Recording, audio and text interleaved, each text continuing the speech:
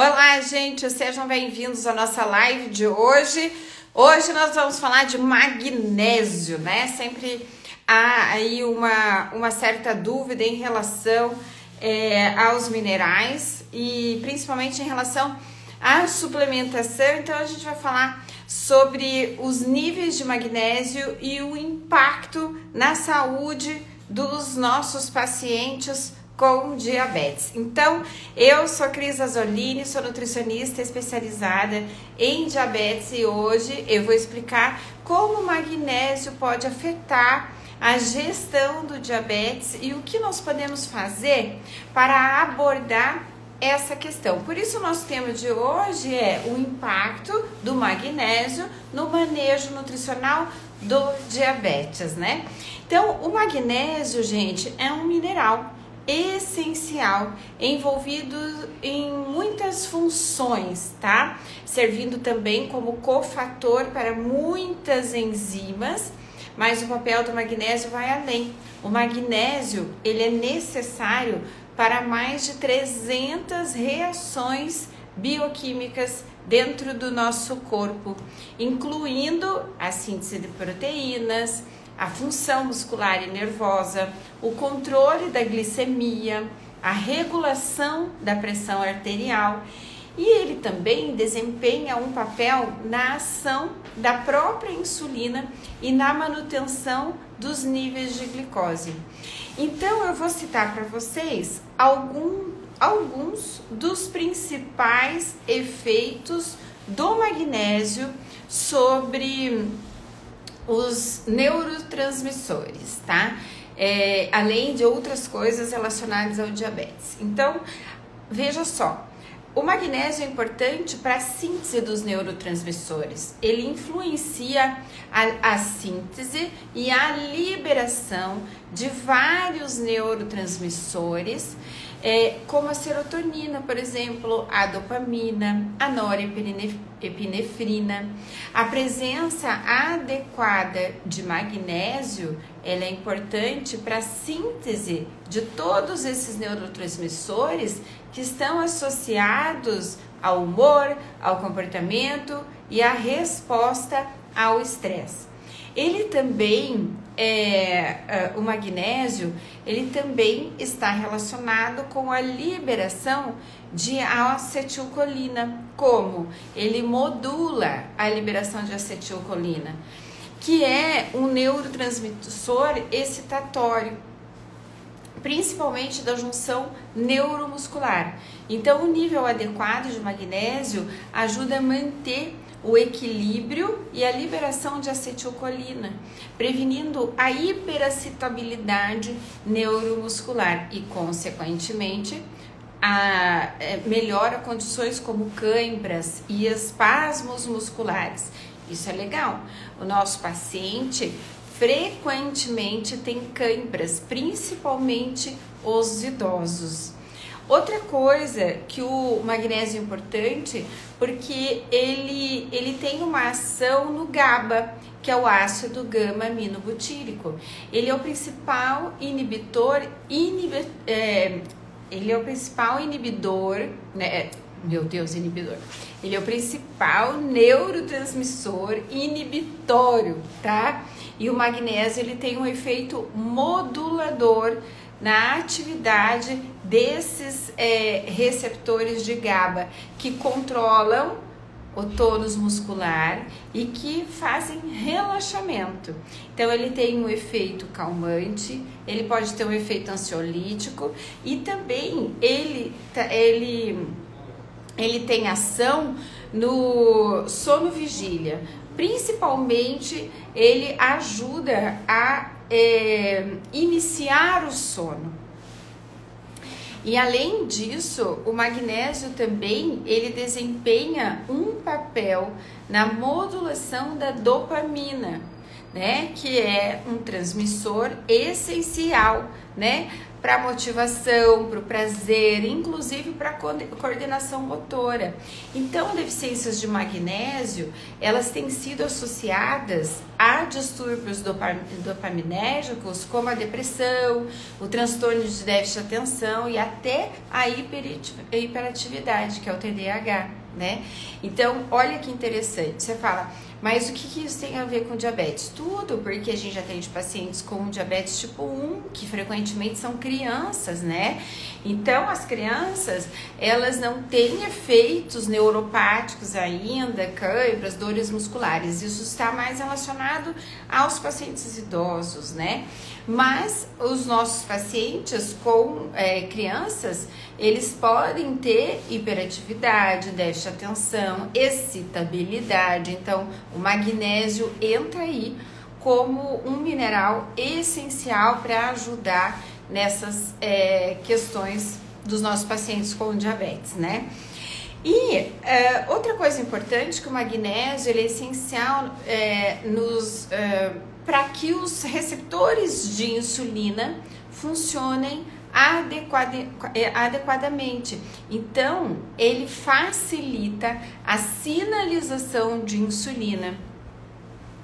E com isso, obviamente, a captação de glicose pela célula. Então, veja como o magnésio é um mineral extremamente importante, gente. Ele participa como cofator de várias enzimas e várias reações bioquímicas. São mais de 300, como eu citei aqui. E ele também participa lá na célula beta do pâncreas. Ele está envolvido no processo de secreção de insulina, porque ele regula o influxo de cálcio na célula beta. Então, isso é muito importante para o paciente com tipo 2. Por quê? Quando o cálcio ele é liberado para dentro da célula beta, ele é o principal agente que libera os grânulos de insulina para a corrente sanguínea. Então, olhe como o magnésio, ele participa dessas reações dentro da célula beta, fazendo com que a gente melhore a sensibilidade à insulina do paciente com diabetes tipo 2.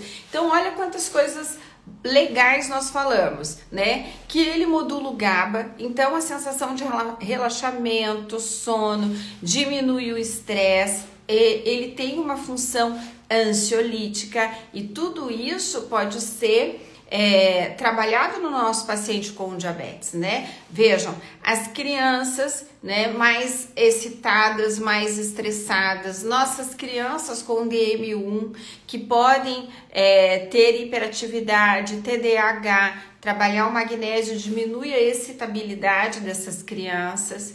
Para os idosos, a gente tem uma ação neuromuscular, então diminui o efeito das câimbras, melhora um pouco das dores, principalmente relacionada à cãibra, tá? Então, vale... Oi, boa tarde, Tati. Oi, Moci, tudo bem? Eu já engato uma primeira e vou falando, porque como a live fica gravada...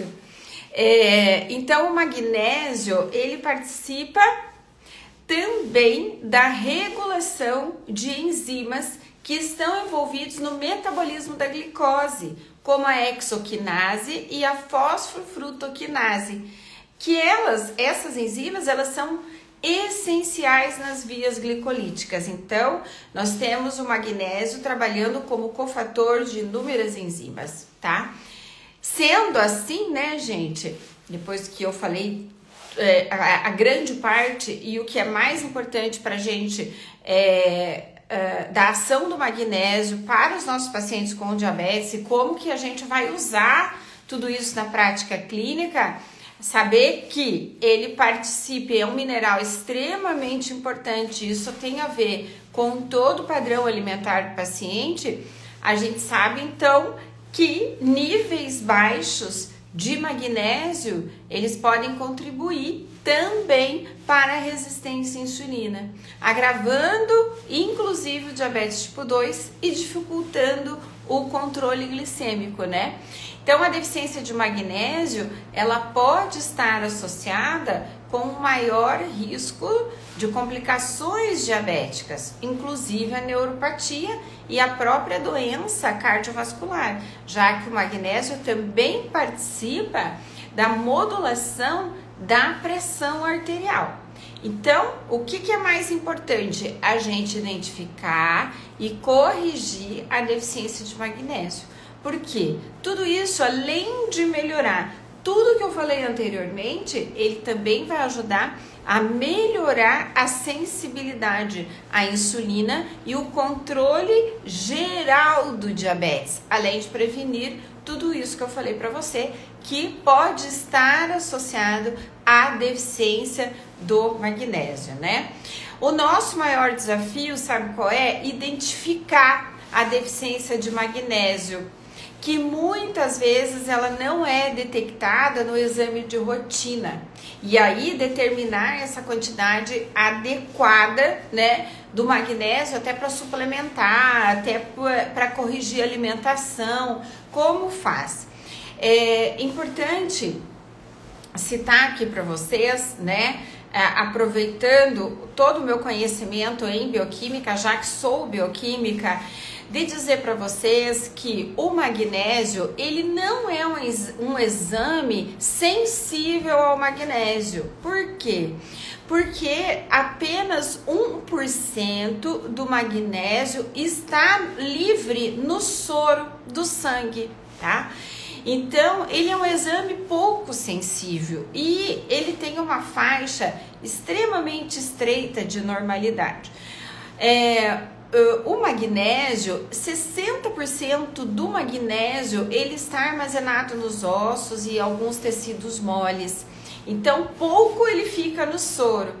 E essa faixa estreitinha aqui, normalmente, quando vocês pedem um exame de magnésio, ele está dentro da normalidade. Por quê? Porque ele é pouco sensível e porque existe pouco magnésio no soro sanguíneo. O ideal seria o quê? O ideal seria medir o magnésio eritrocitário. Ele dá mais fidedignamente como é que está o status de magnésio no corpo. Mas, qual é o problema? O magnésio eritrocitário é um exame caro, né? E mesmo que o convênio pague, ele vai pedir uma justificativa para fazer. Então, nós temos que procurar olhar para o exame daquela forma que eu já expliquei tantas vezes para vocês. Quem é meu aluno sabe, inclusive nós tivemos a aula de exame, que foi uma das últimas aulas da turma do PENAD, onde eu falo que o paciente, ele precisa ser avaliado ele com ele mesmo, não em valores de referência.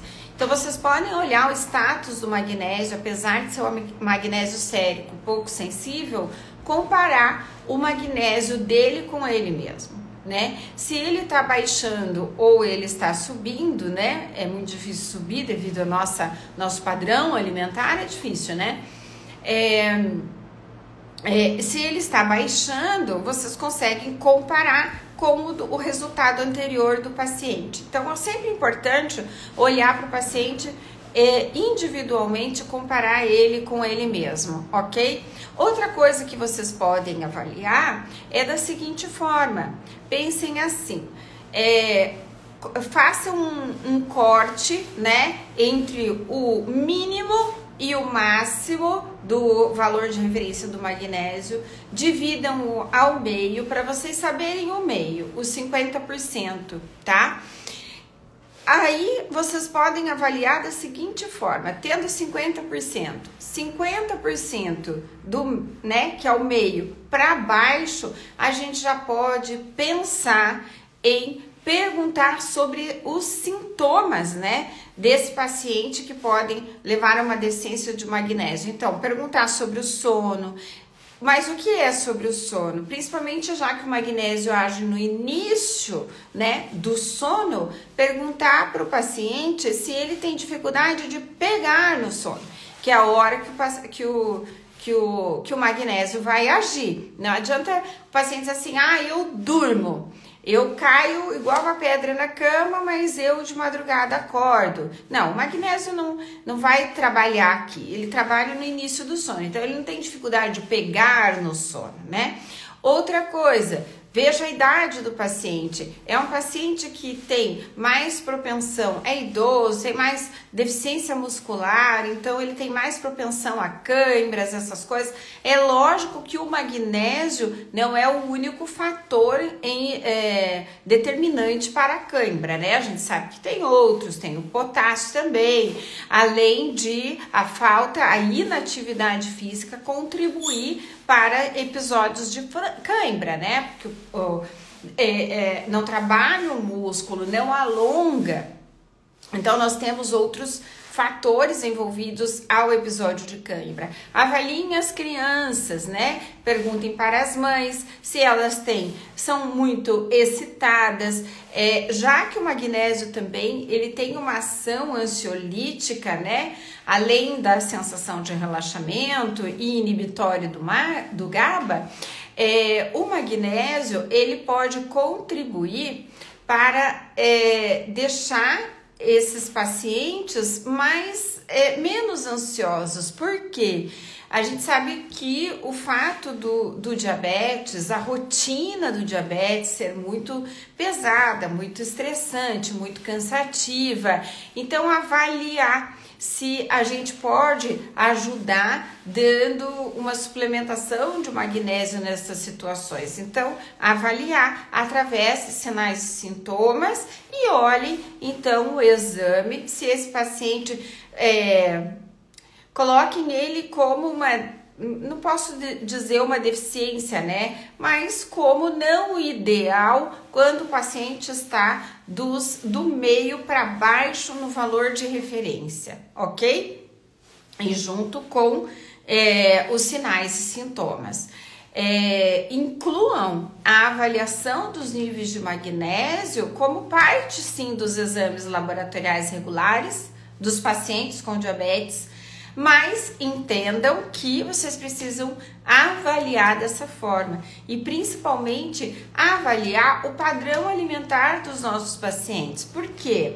Porque os pacientes comem mal, né? E nossas fontes de magnésio que estão nos vegetais verdes escuros, em nozes, oleaginosas no geral, os pacientes não comem, acabam se alimentando de alimentos de prateleira de supermercado, aonde não tem magnésio e eles podem ter uma deficiência. Então, vocês podem avaliar como está o status de magnésio do paciente pelo próprio padrão alimentar, né? E também para orientar esses pacientes sobre os alimentos ricos de magnésio, né? Como esses que eu já falei para vocês, incluindo ali sementes, grãos integrais, leguminosas.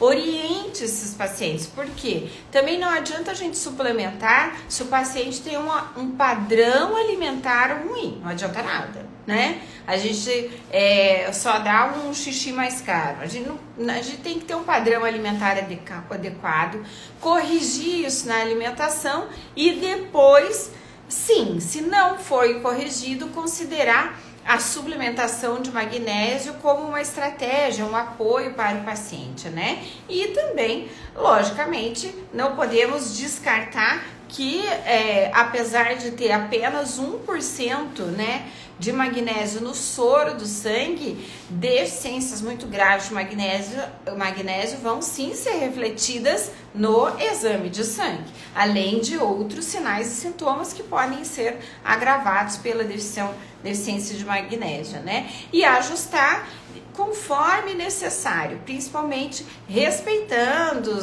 as DRIs e RDAs, né? Então, é importante adotar essas formas de rastrear o magnésio nos pacientes com diabetes para vocês incluírem as recomendações dietéticas específicas, né? Principalmente no que tange em aumentar as fontes de magnésio alimentares, né?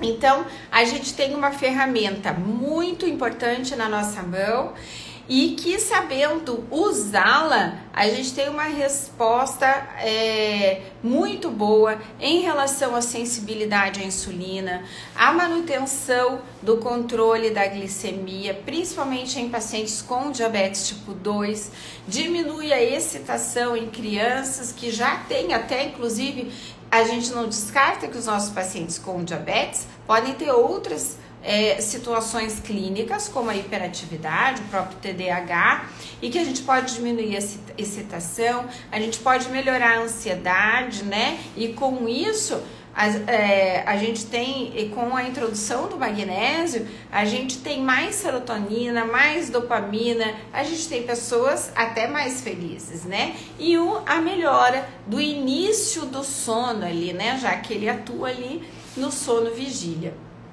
Então, gente, o magnésio só precisa ser inserido aqui na anamnese de vocês para vocês darem uma atenção especial para ele, assim como todas as outras coisas dentro da nutrição clínica, principalmente em diabetes, levando isso para os nossos pacientes como forma de tratamento adjuvante, né? A gente sabe que a hiperglicemia é o nosso grande foco, principal foco, mas nós temos outras coisas que podemos melhorar, outras situações clínicas que nós podemos melhorar significativamente no nosso paciente com diabetes, né? E aí, gente, valeu essas informações aí? Valeram para vocês? Eu espero que sim.